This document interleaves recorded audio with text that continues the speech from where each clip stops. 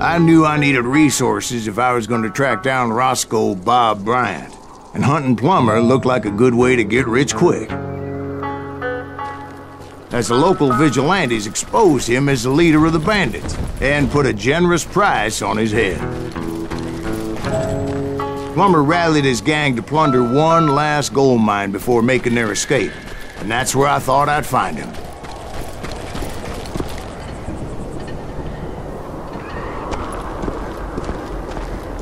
It makes me nervous standing so close to all these goddamn barrels of gunpowder. Why would you be nervous? No one has the cojones to come after us. As long as you don't light up a cigar, we're fine. Besides, George is up there on the rocks with that rifle of his. Nothing gets past him. As my late father pointed out to me more than once, God made men, but Samuel Colt made them equal.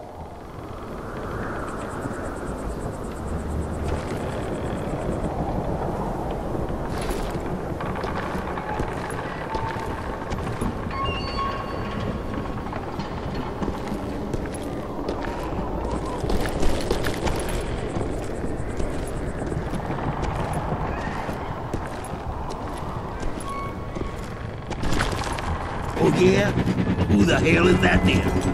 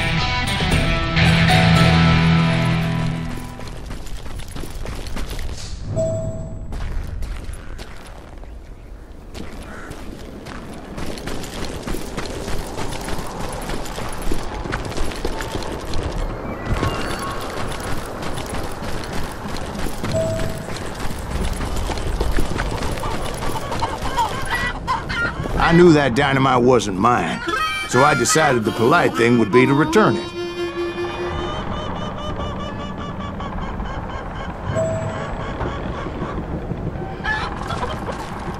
It was the biggest gold rush since Sutter's Mill in '48.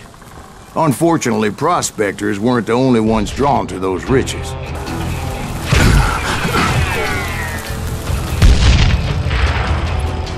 You can't beat the innocents!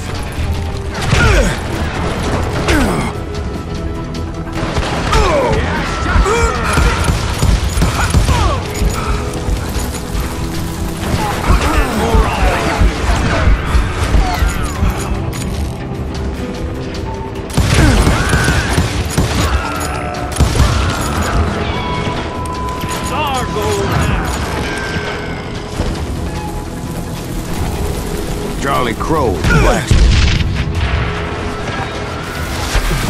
James, who worked in the stable. Sam and Jeremiah Barber, the butcher's son. Ordinary citizens who lived a double life. Stealing and thieving and murdering their neighbors.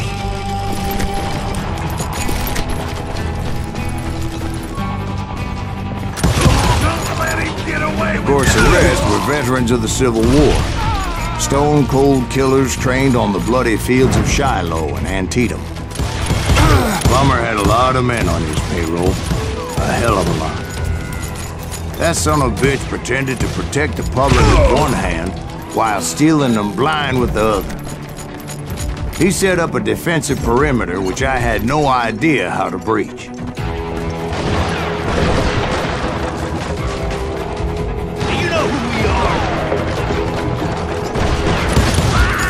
dangerous, desperate. I was outnumbered and in way over my head, but I was too damn stubborn and stupid to realize it. They must have thought I was touched, or had some kind of death wish, seeing as there were barrels of gunpowder everywhere. I thought I was some kind of hero. I finally made it past and headed on to meet my destiny. But first, I had something I needed to figure out. I had a few ideas on how to get into that mine, but once I made my decision, I knew there was no turning back. So my first thought was to enter the nearest mine portal. I saw an entrance. Made sense. It was the quickest way in, but that also made it more dangerous, as there would undoubtedly be enemy pickets posted along the way.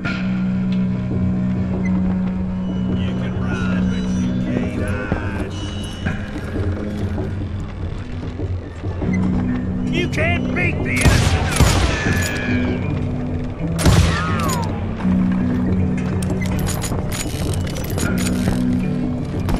Plumber wants that asshole dead.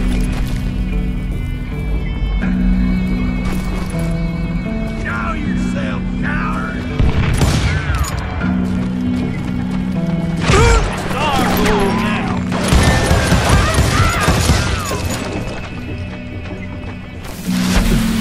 Son of a bitch!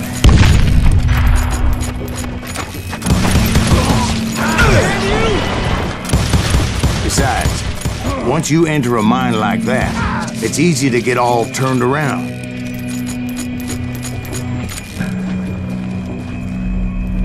Kill him!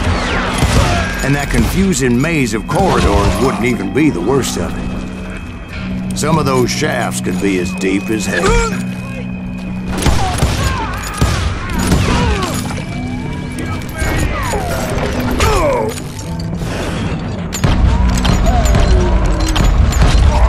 A single stumble or misstep can easily end in a deadly plunge to oblivion.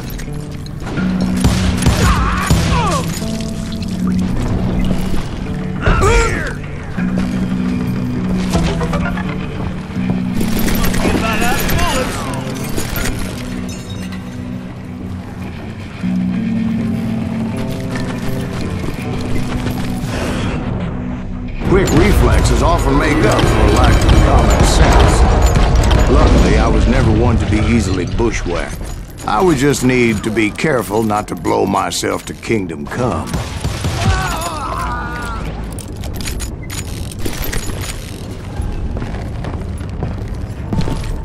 With all that gunpowder and dynamite everywhere, a body has to know what he's shooting at. You down!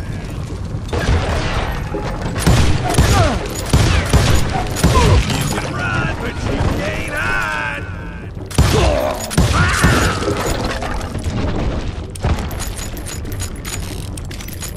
One wrong bullet could have turned that mine into a dad-blasted tube.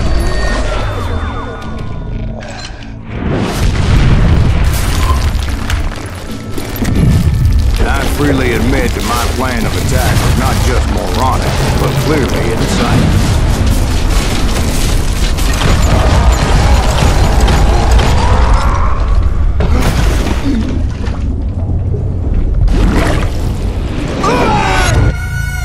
It's a good thing that I abandoned that ridiculous plan before I even tried it.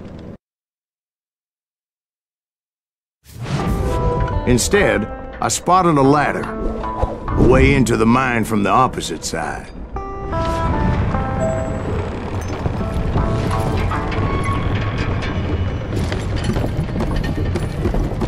It was a long way around, but that approach seemed more sensible at the time. Of course, being I had a problem with heights, that scaffolding scared the bejesus out of me.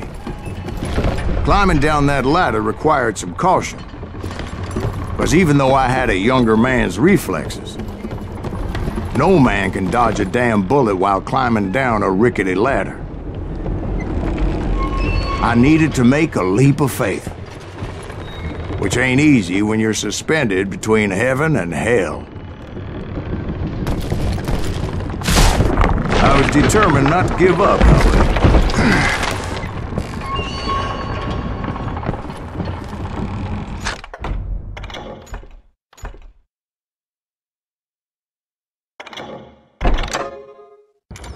as Sheriff Plummer seemed quite the despicable character.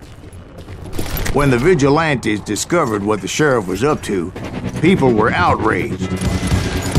That 10,000 they put on his head would go a long way to helping me find old Bob. What are you, Yellow? It's our goal now.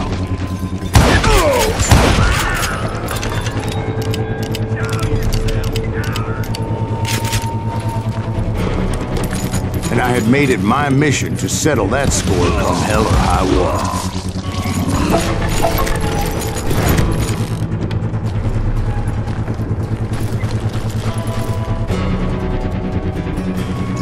But first, I would have to make a choice. Take the elevator or climb the ladder.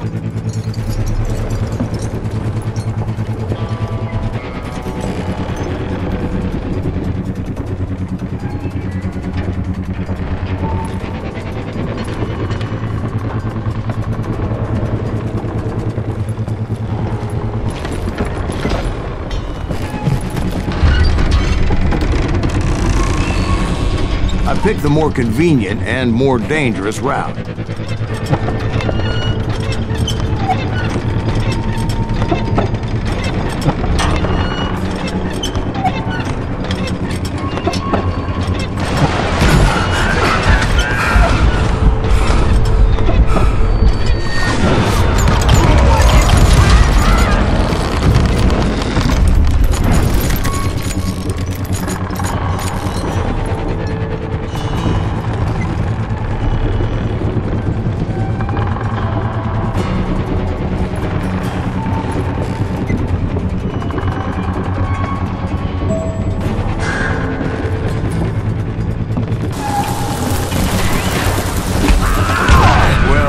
He was the sheriff of both places at one time or another, but that's neither here nor there. To die like this!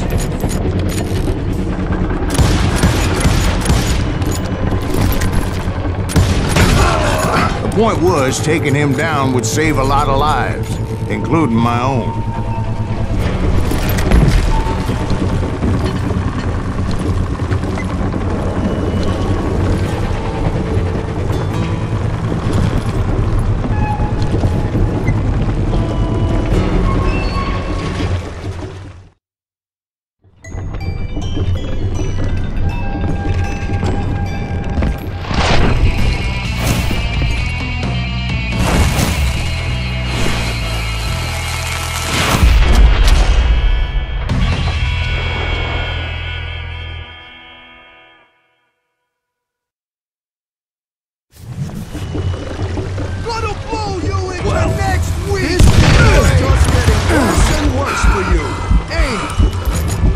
Henry Plummer was clearly unhinged, and I could see right away that this was going to take some doing.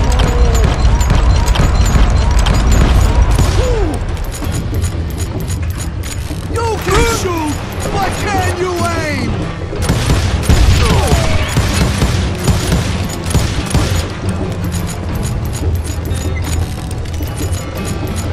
Show yourself!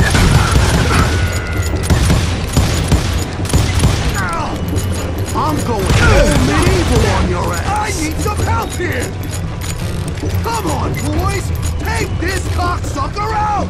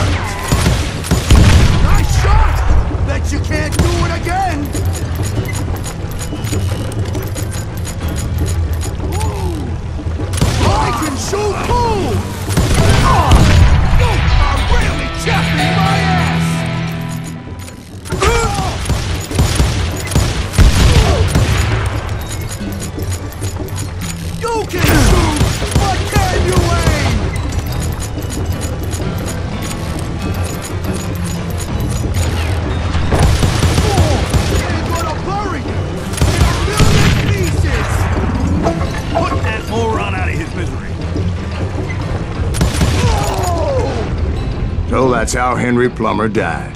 Him and his crew were worth their weight in gold. And now, I was officially a bounty hunter.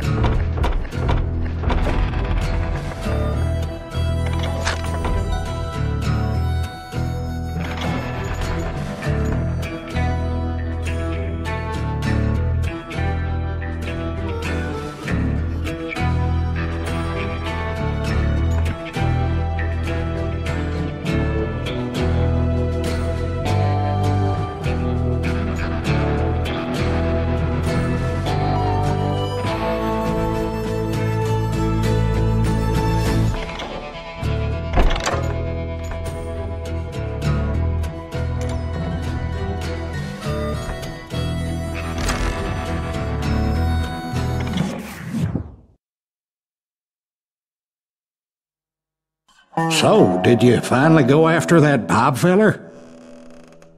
Well, I heard word he was in Kansas with John Wesley Hardin, so that's where I went.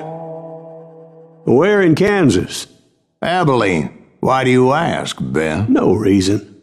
Was Hardin as fast as Ringo? Ringo was fast, but John Wesley was as fast as the devil himself.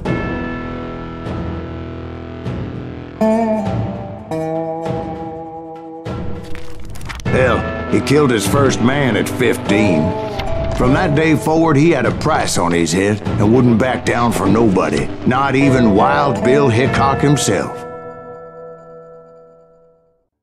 I dodged death many a time, and that night in Abilene was no different.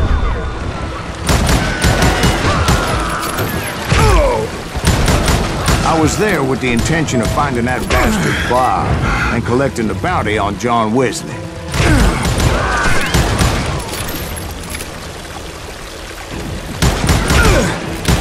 Somebody kill him!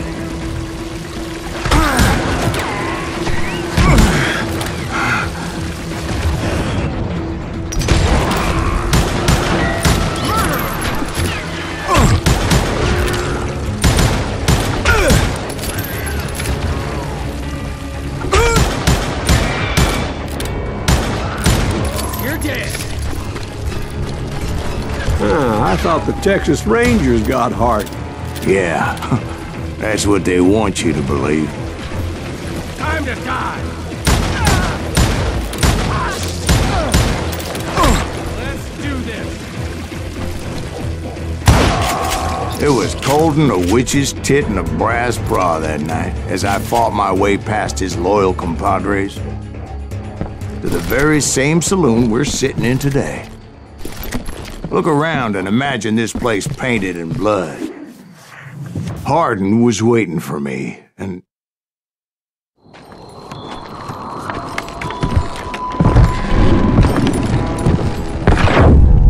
Wait, I'm jumping the gun here.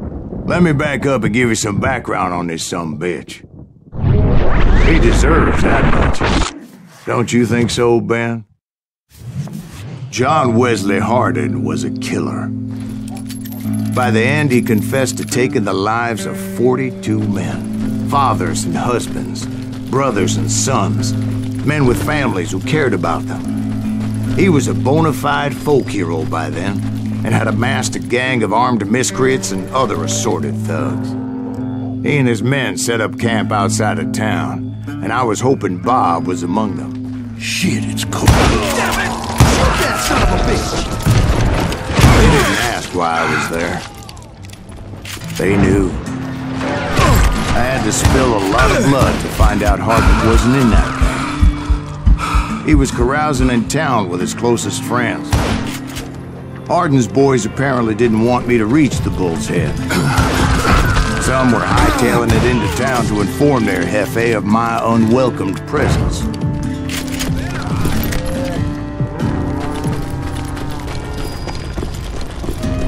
Can't believe you keep missing.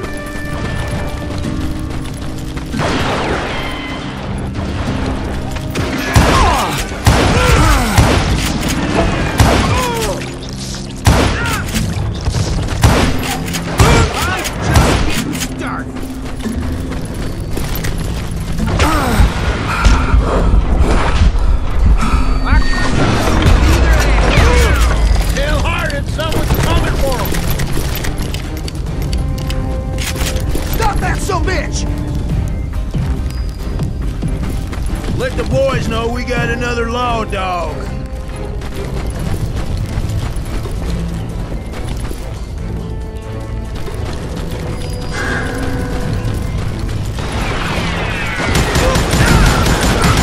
Sorry, son of a...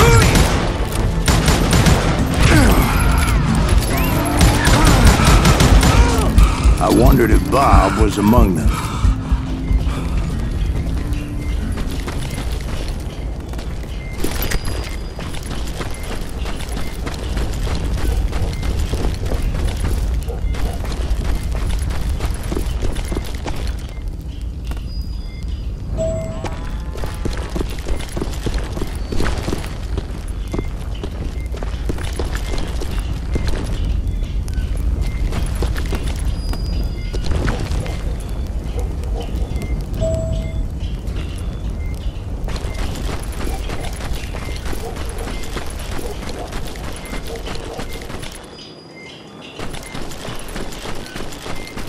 And I steeled myself for the fight ahead.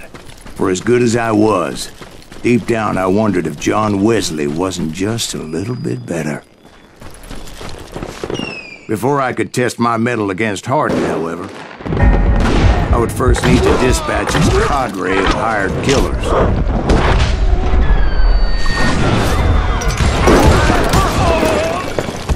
Most of these degenerates were beyond redemption, but John Wesley might have been a different story.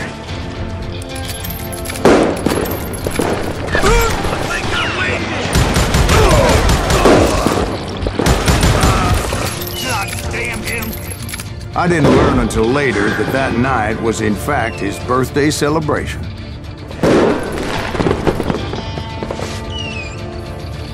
Shoot him! Shoot him!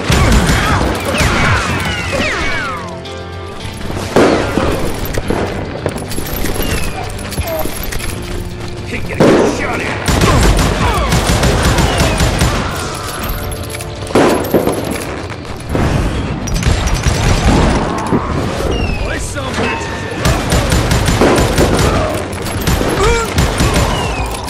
There he is!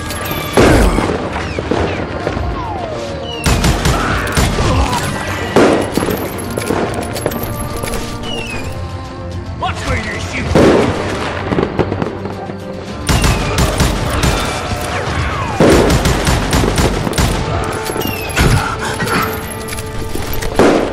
God damn it.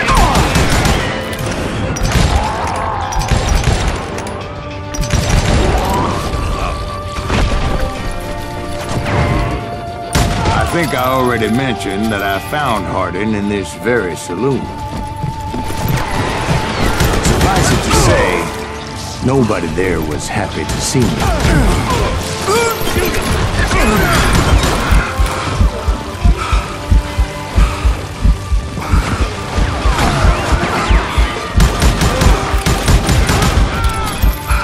Can't get a good shot at it.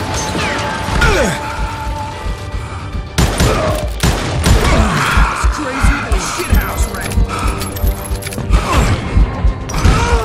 In fact, I felt a certain hostility.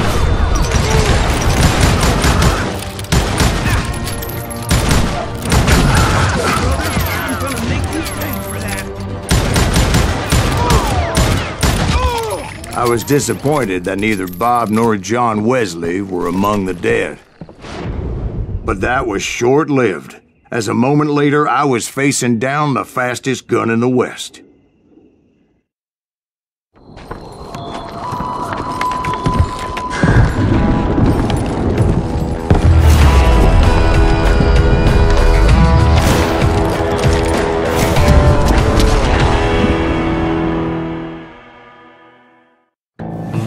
I felt a bolt of adrenaline, or maybe that was fear. He was well known for his tricks, and I knew I'd need my own if I was ever to defeat him.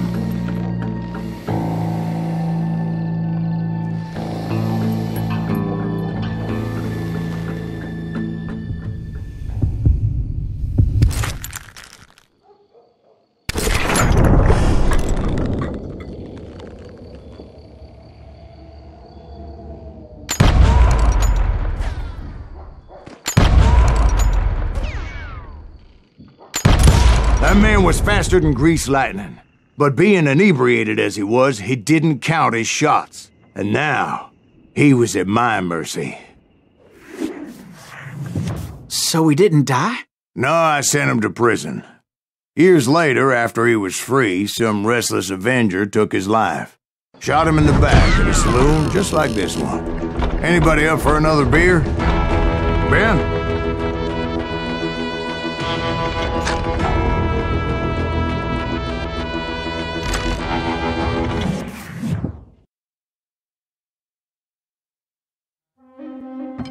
Thank you, darling. Yeah, some say revenge is a dish best served cold. So whatever happened to that Bob guy you were after? Personally, I'd like to hear some of your other adventures. Like, I don't know, did you ever go toe-to-toe with a red man?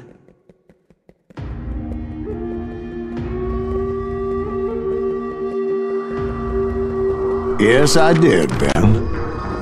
I remember once I was after this renegade Apache, Grey Wolf.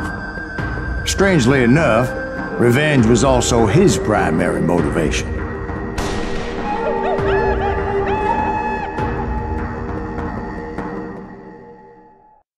A bounty was put on Grey Wolf's head, and that's how I came to hunt him in the mountains. Mountains so high they tickled the nether regions of heaven.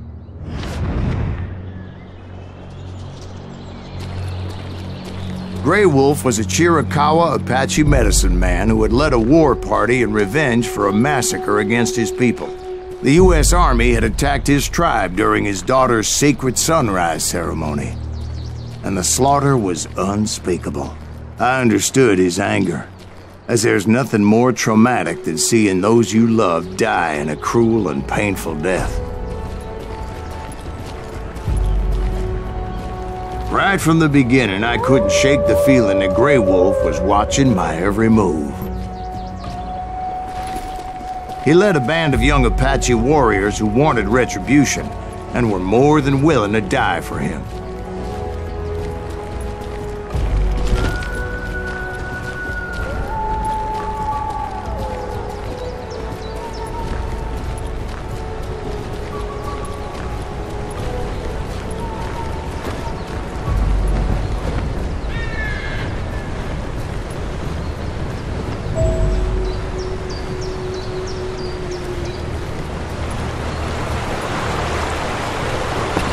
They saw me before I saw them.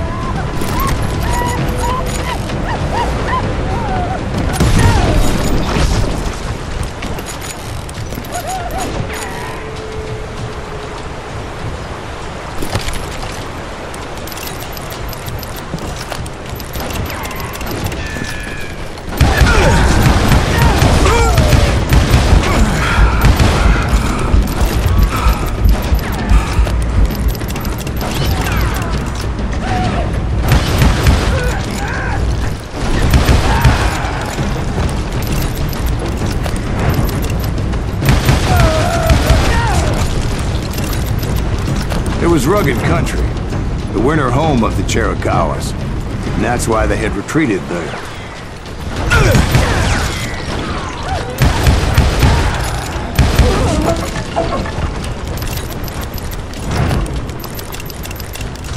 I admit to having some regrets about going after them the way I did. But then again, I got a lot of those.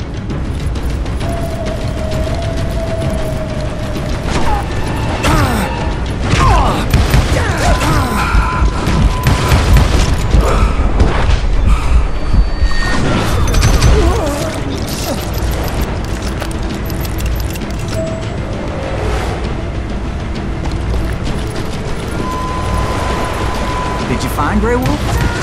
Not at that moment, but I did find the entrance to their hideout.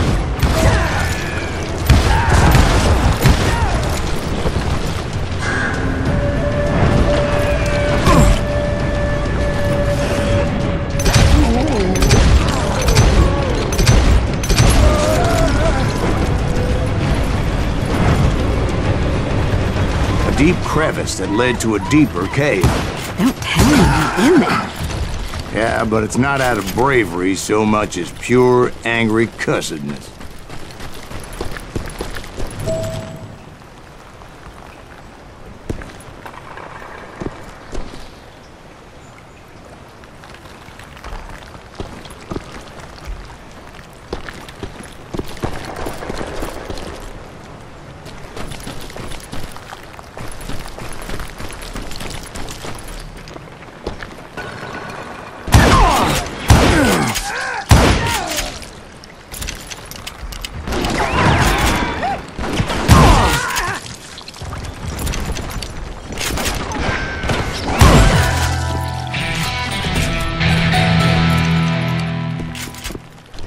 See, back then, I had a stubborn streak a mile wide, and I wasn't about to back down. So it was like pitch black in there? Actually, it was pretty well lit, as they had torches on the walls.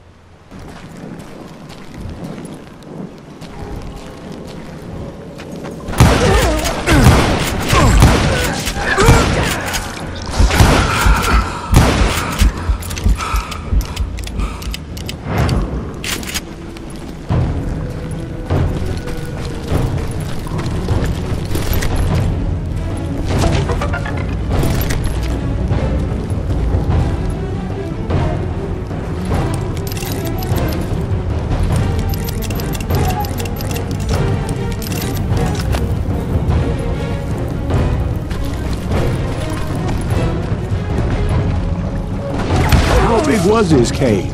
Big as hell, Ben. Chiricahua had hid out there during the Indian Wars.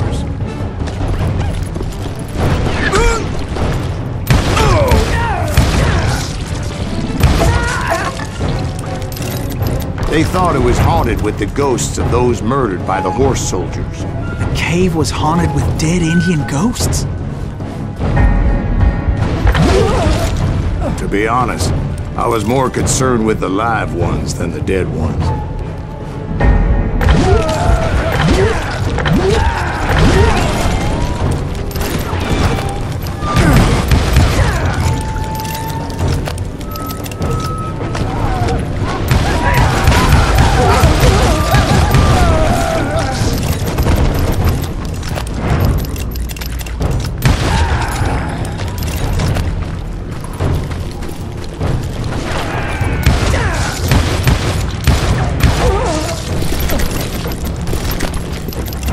How come you know so much about engines?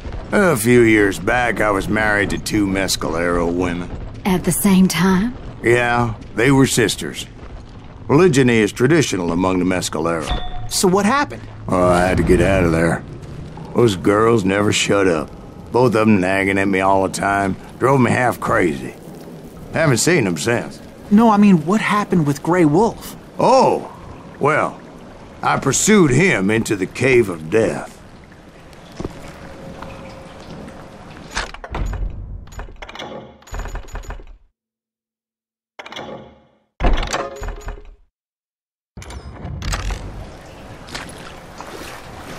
I came upon this flooded grotto, and that's when I saw him. He came to me unarmed and unafraid. His voice echoed in the shadows, and I sensed he meant me no harm. You carry great darkness in your heart, and if you do not release it, it will claim your soul. The sound of his voice put some kind of ancient Indian spell on me.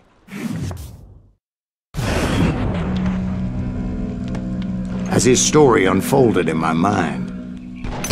You will come to this place again and kill many more men, and the darkness will grow until it consumes everything that you are. The soul would have no rainbow if the eye had no tears. He said I was a great warrior, a coyote man, unequaled by any other pale-faced warrior, or something like that.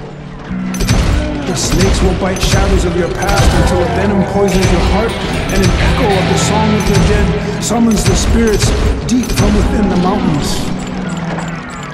I didn't quite get what he was saying, but there was definitely snakes.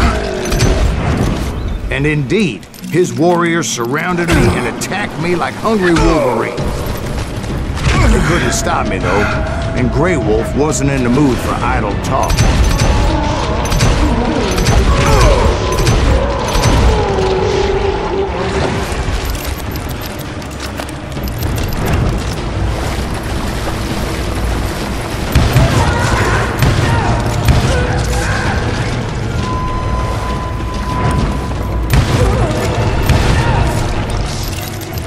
I swear I couldn't see any way out of this trap. But suddenly, one just appeared. Kinda like a miracle.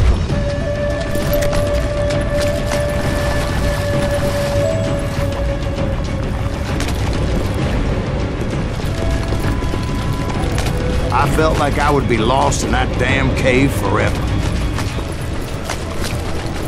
Finally, I found myself back outside, perched on the edge of a precipice, overlooking a thundering whitewater river. To get where I was going required several leaps of faith, but no way in hell I was turning back.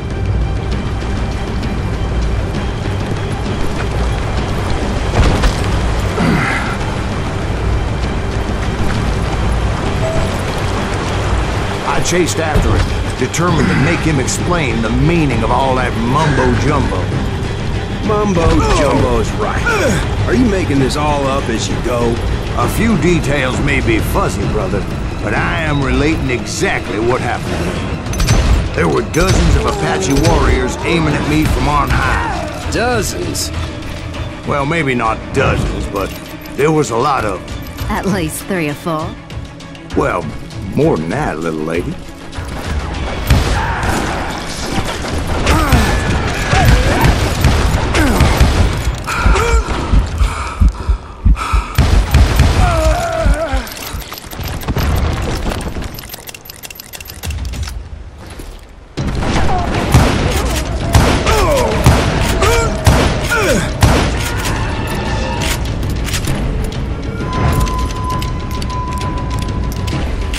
I had a steep climb up creek ahead of me and scrambled up those rocks like a mountain goat.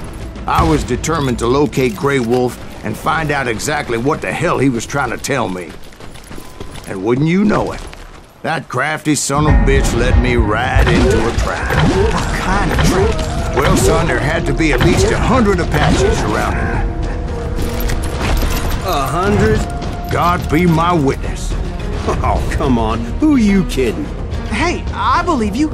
Come on, tell us how it ended. All right, but I'm not gonna drag this out. Where were we? You were surrounded by 100 Apache warriors. Well, I didn't take the time to count them exactly, but there were a lot of them.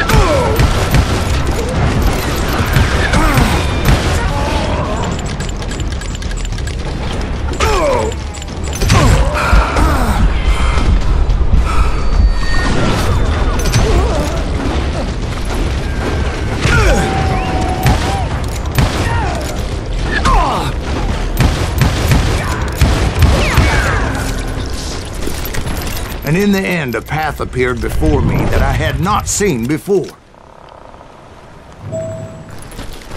I followed it as I desperately needed to find out what Grey Wolf was trying to tell me. But it was like that son of a bitch disappeared into thin air.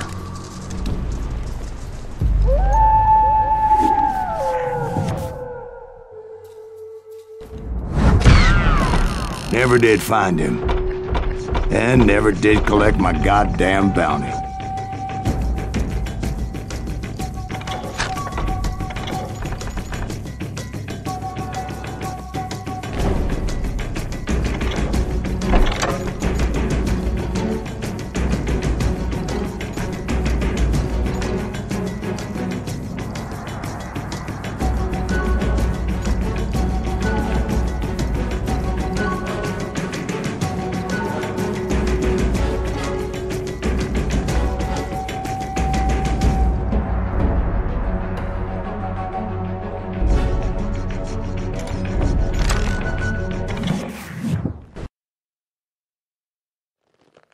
Thank you, darling. It's interesting how the truth can sometimes seem might malleable, depending upon your point of view. Like how those dime novels make you out to be something you're not? Jack, don't be starting trouble. No, he's right. They do tend to exaggerate. Did they exaggerate your part in taking down the Daltons? Well, I was there in the flesh, boy, so I saw what happened firsthand.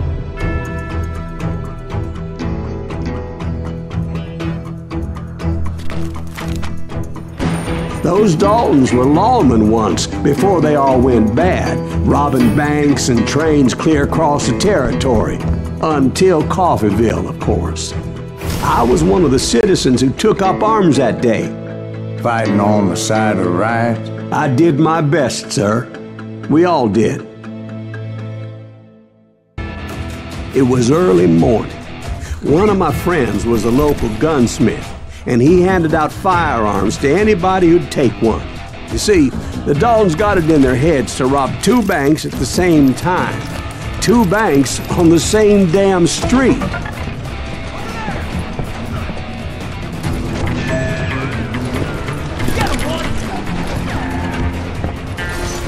Story was Bob Dalton's girl was always riding him about how he had no ambition. Oh, you're nobody next to Jesse James, she'd say. Finally, the bastard took his brothers to Coffeeville just to shut her up. Well, the locals recognized the Daltons right off. Before they could get away, half the town took up arms to defend their property.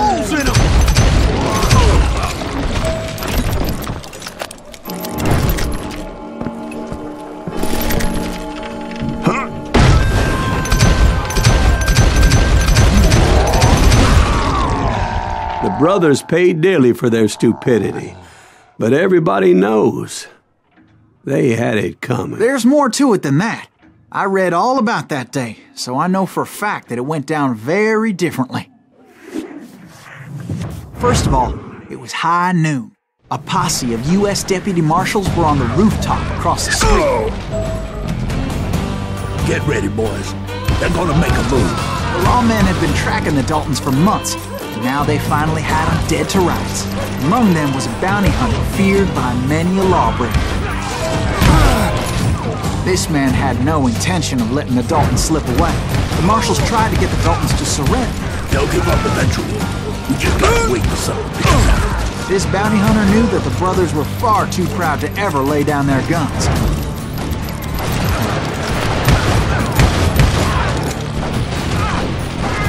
So he went in there alone to confront those criminals. One of the marshals shouted, "Where are you going? Are you crazy?" Hey, where do you think you're going, dumbass? That rifle's mine. But he paid him no mind. He saw a way to get around to the back of the bank.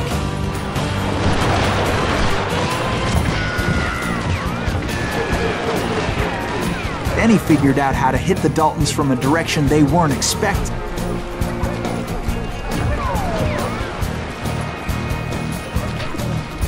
From above. Fortunately, a water tower was right there.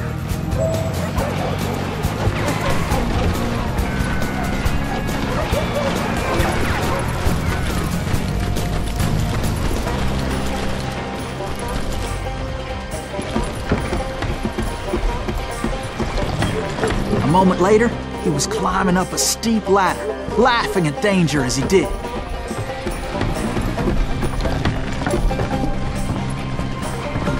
brave men like him who risked their lives to tame this wild country.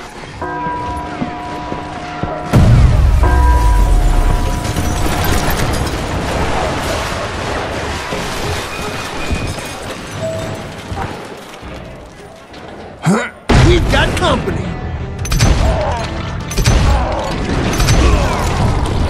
Heroic men like him, who did what other men couldn't or wouldn't to make this country free. Is that Silas Greaves? Son of a Jimmy bitch! Boo, Davy Crockett, who died defending the Alamo. Get out here!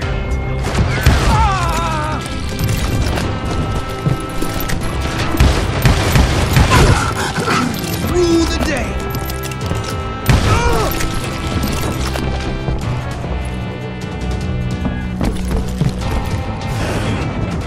Over there!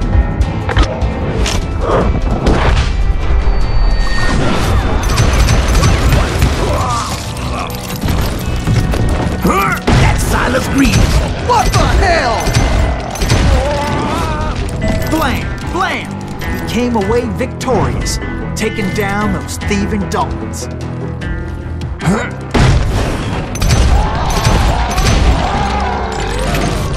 His name was Silas Greaves, and when the dust finally settled, he was the last man standing. Sorry, kid, but that just wasn't the way it happened.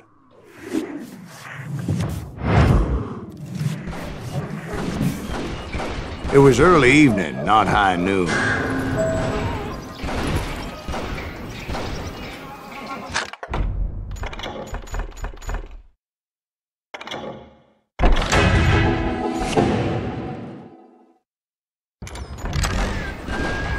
I was late to the party and Coffeyville was already up in arms. The Daltons blew up a safe and were all set to hightail it out of there. Those pathetic deputies surrounding the bank were dropping like flies.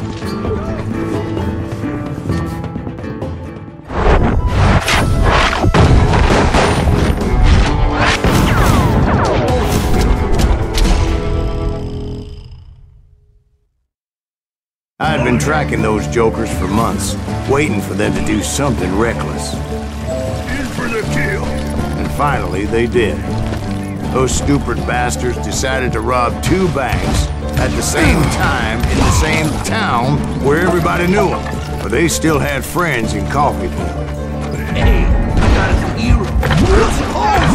And those friends came after me like a pack of wild dogs, tooth and nail. They were coming at me from all directions.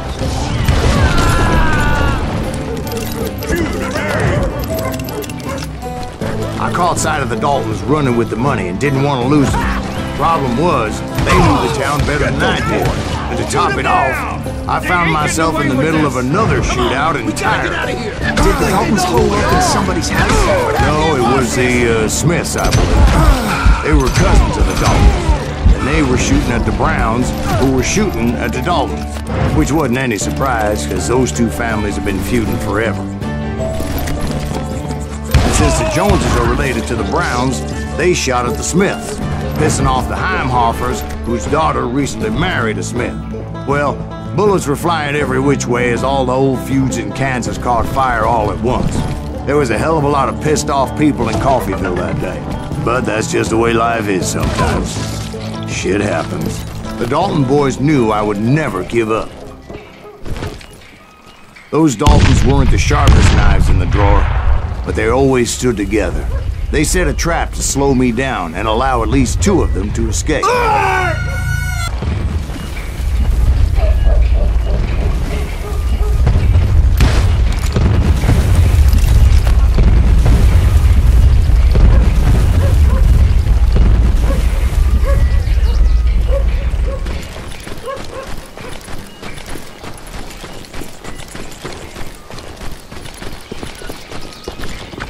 It was Emmett, the youngest, and he decided to stand his ground and face me down. I ain't afraid of you, Silas Greaves. This is where it ends for you. He was determined to protect his brothers, and I understood how he felt. Taking me on all by his lonesome wasn't exactly a recipe for a long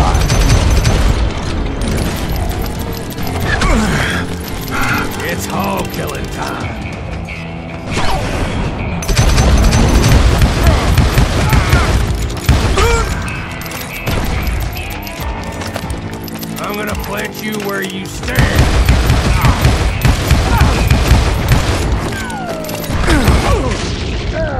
But Emmett Dalton survived the robbery in Coffeyville. He's the only Dalton who did.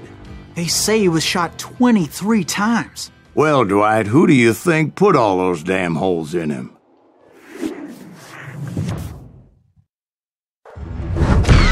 But I have to admit, that boy had grit.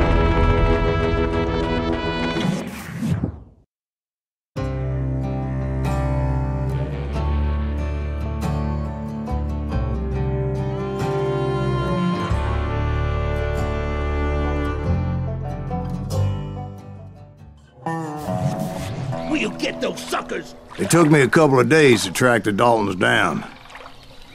They can't get away with this! And in that time, a whole posse of local vigilantes offered to lend a hand. We'll track him to the ends of the earth. They seemed as determined as me to find those outlaws. But as we headed into those swamps, it was like I had my own private army. There was no way those boys were getting away this time. It was early fall, right? Beautiful time of year. At least you had the weather on your side. Not by my recollection. It was damp and foggy as hell. It was tough to stay on a true course, so we kept an eye out for landmarks. It was autumn. The maple trees were in full color, red as blood.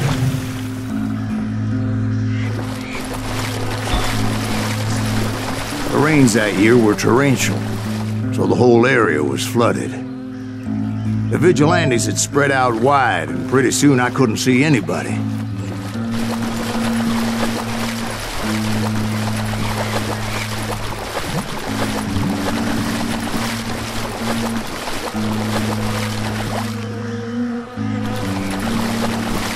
Bury them in the swamp! Plant them where they stand! Except for some bitches ahead of me wanted to do me harm, so I had to face them alone. I wondered why my compatriots didn't come running when they heard the shots. I'm ending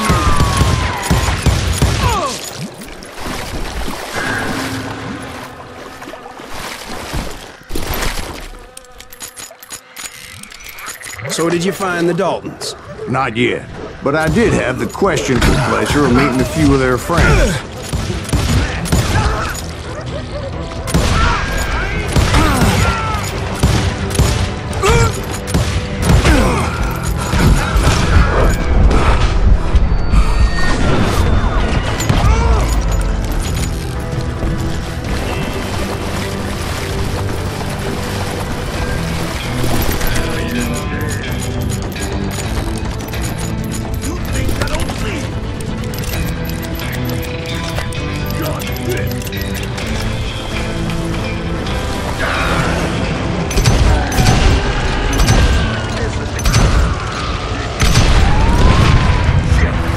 Point being, I was under serious attack.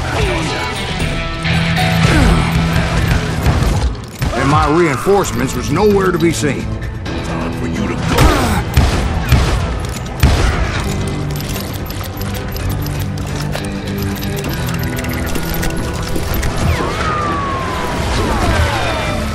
Somebody kill that son-bitch!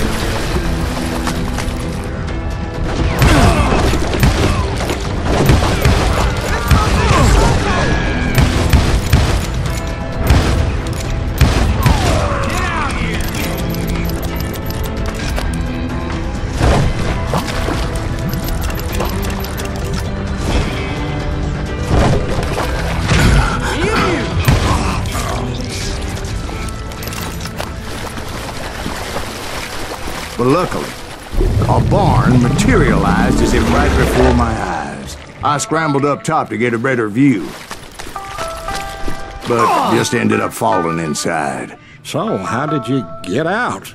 The barn doors was open. About right then, I saw some suspicious characters running for the bushes. Of course, I followed them. But that goddamn swamp was like a goddamn maze, and pretty soon I had no goddamn idea where I was. Steve? Steve? Steve! Huh? Oh, no, I'm listening. Indians surrounded me from all sides.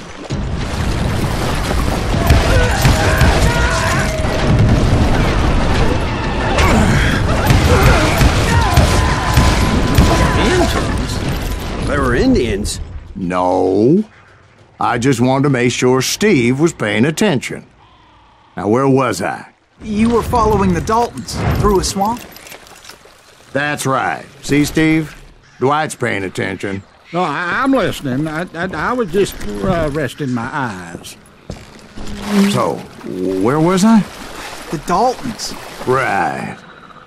See, there's a reason so many outlaw gangs are made up of brothers. Being a brother is a very sacred thing. It's a bond like no other.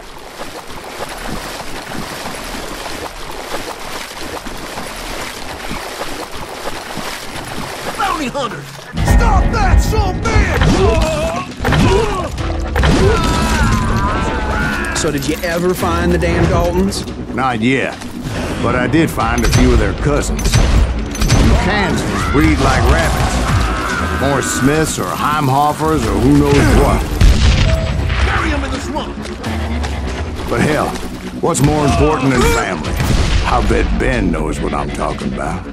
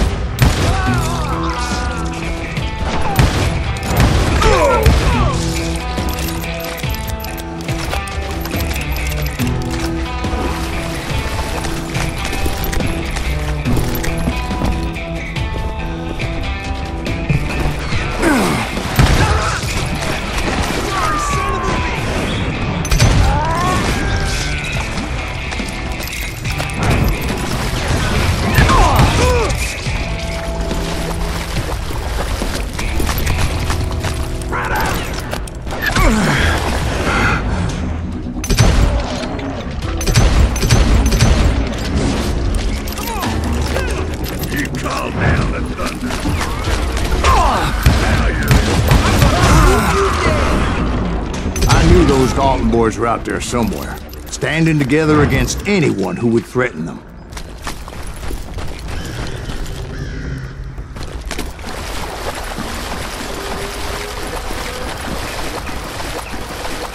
And that's when I saw it. A goddamn steamboat. A steamboat? In a swamp? Yeah, Steve, but this wasn't much more than a wreck, really. But how'd a damn steamboat end up in the swamps? Guess it floated off during the flood of '89. Now, was it a stern-wheeler or a side-wheeler? What? Does that really make a difference, Steve? It was a steamboat with a goddamn army on board. It was then that a fusillade of bullets come raining down from on high, and those vigilantes who accompanied me weren't anywhere to be found. But among those men that were shooting, I thought I saw some familiar faces.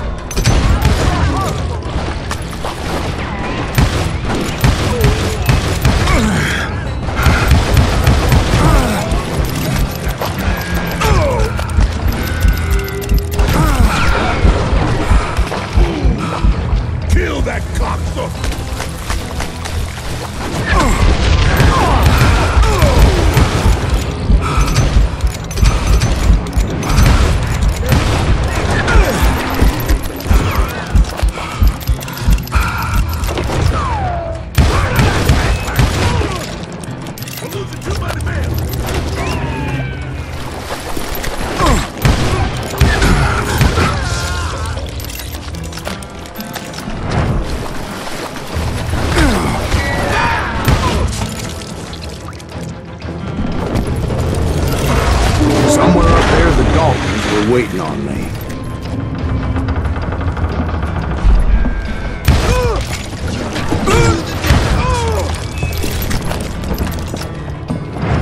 like you don't give up too easy. That's the kind of man I am, Ben. I set out to do something. I do it. Surrender just ain't in my nature. Plus, I'm stubborn as hell.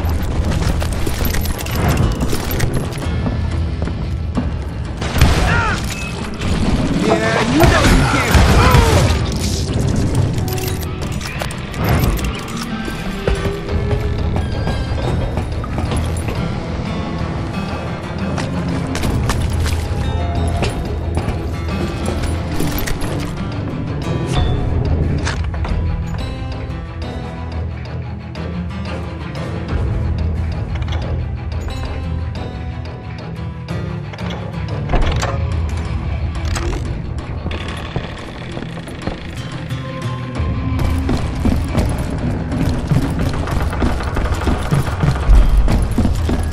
Right about then, much to my relief, the vigilantes finally arrived. Their leader motioned at a cabin in the middle of the top deck, pointing me directly at the Daltons. I finally had them, after months of dogged pursuit. But it turned out that they had me. Take him out! I'm sending you to hell!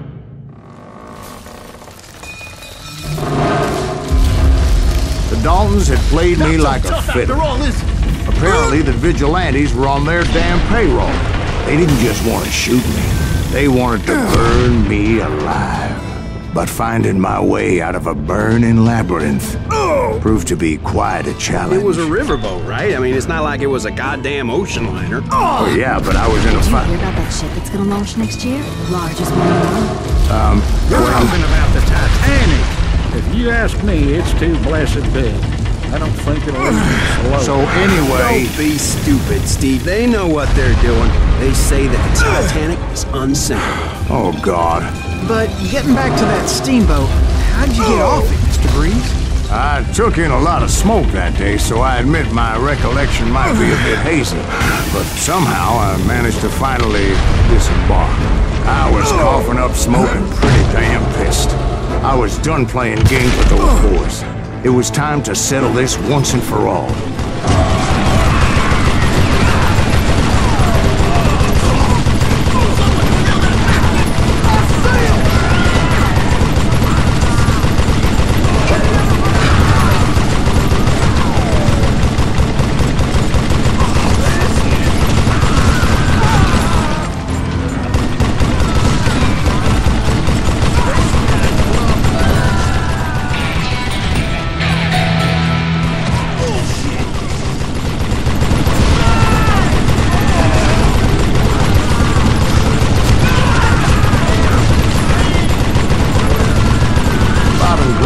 About to come at me one at a time.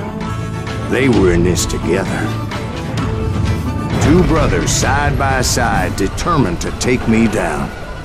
Confident that this time the odds were on their side.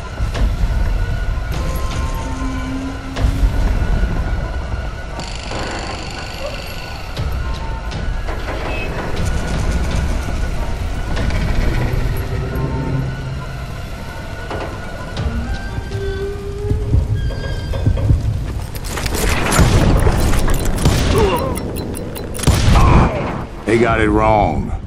A sad end for those two.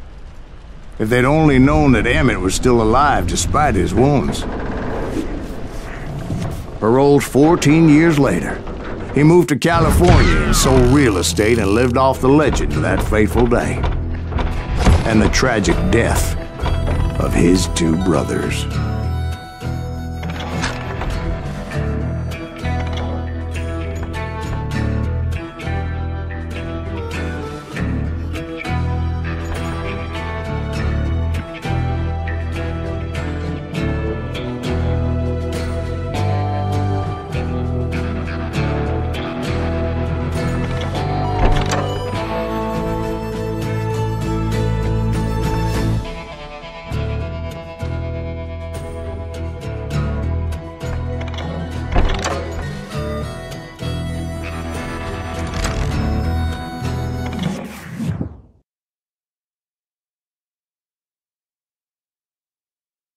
My own brothers died tragically as well, truth be told.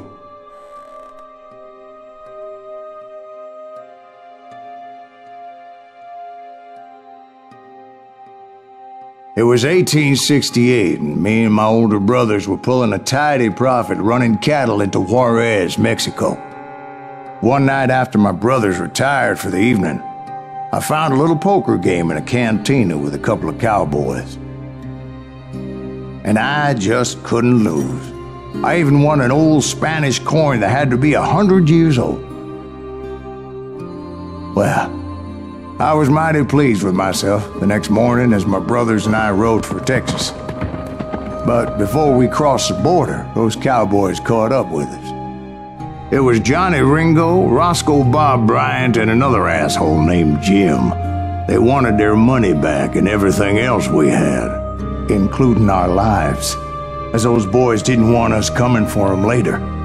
Bob put that old Spanish coin in my mouth and said, "I won't have it said that I left you with nothing, boy."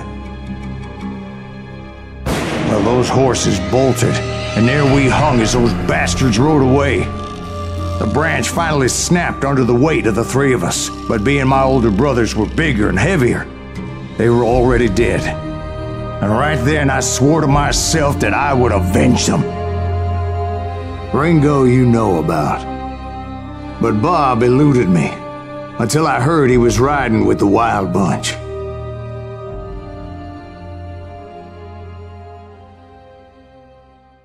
I'd been on their trail for months, ever since they left their hideout in the Bighorn Mountains.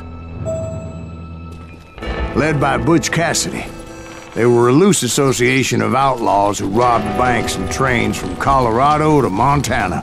Among them was the Sundance Kid, and that murderous hombre I was tracking, Roscoe Bob Bryant. Were you a part of that giant Pinkerton posse after the Wild Bunch? No, boy. A circus like that would have slowed me down. Besides, I wanted Bryant all to myself. I'd heard about a large shipment of gold being transported to Wilcox, Wyoming on the Overland Flyer. They blew the bridge with the intention of forcing the train to stop. Well, I assumed the Wild Bunch was likely in the still intact part of the train high above, so I had no choice but to make my way up through the passenger cars dangling down. I was determined to make that sumbitch Bob pay for what he did to my brothers.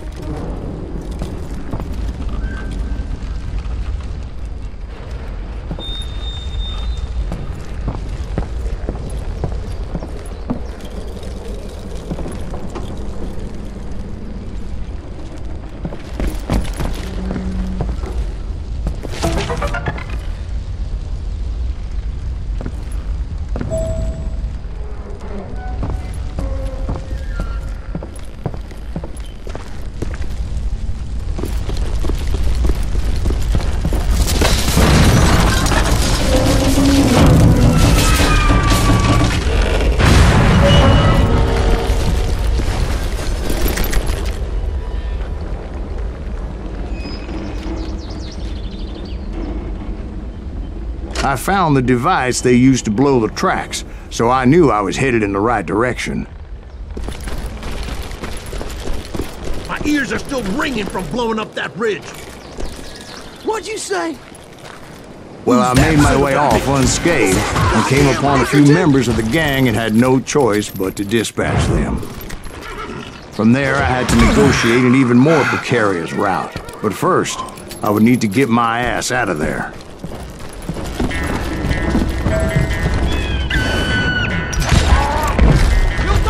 I jumped from the frying pan into the fire as the train was clearly fixing to fall. I had found the gang, but in order to find old Bob, I needed to fight my way forward past a whole passel of desperados.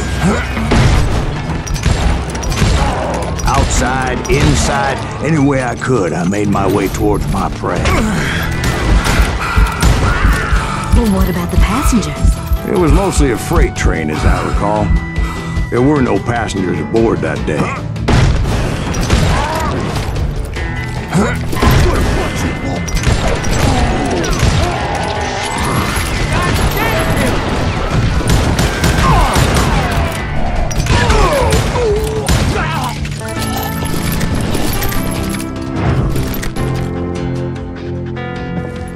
I mentioned before, I am not fond of heights.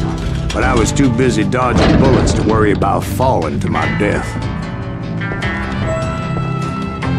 Odds were I was likely to die that day anyway. So I was determined to take down as many of those bastards as I could.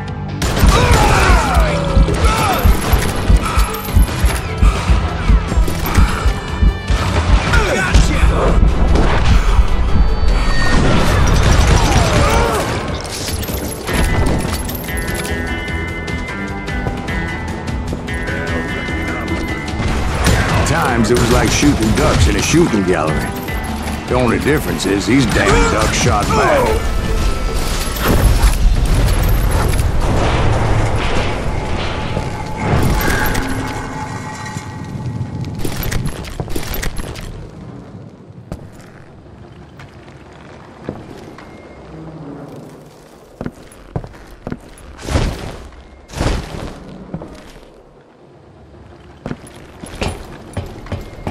I kept hoping the law would show up and give me a hand. You mean like that giant Pinkerton posse that I read about?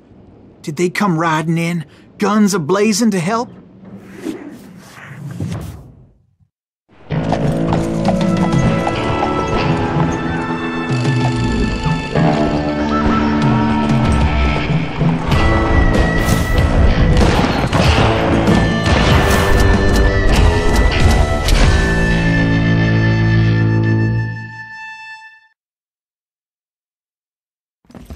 Help?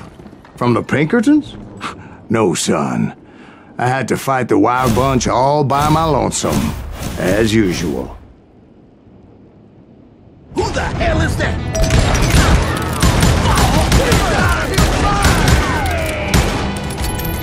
Take cover! Retreat! Retreat!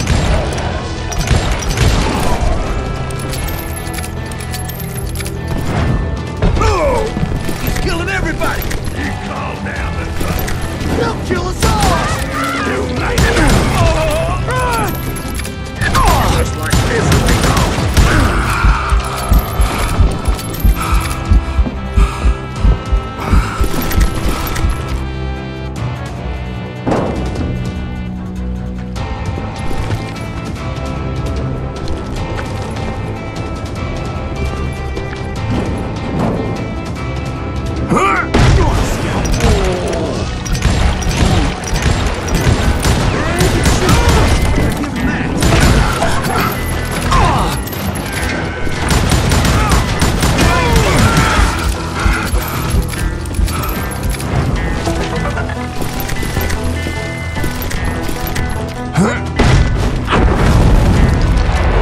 Guess is those dime novels didn't portray this as it happened, did they? Only a few stragglers were left. I had to cut them down pronto if I was going to stay on old Bob's trail.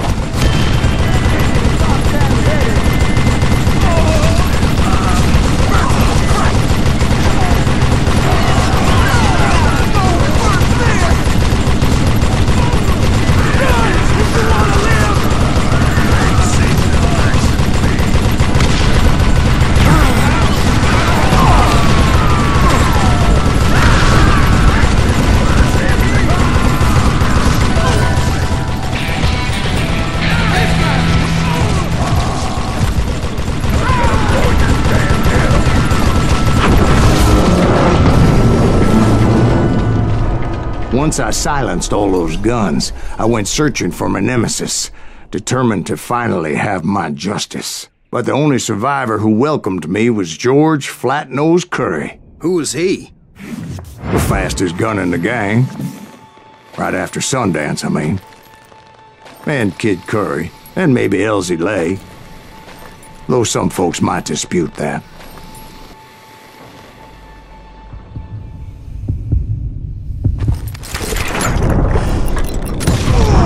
On that very same day, Butch Cassidy and the Sundance Kid decided to leave the Wild Bunch behind and decamped for South America.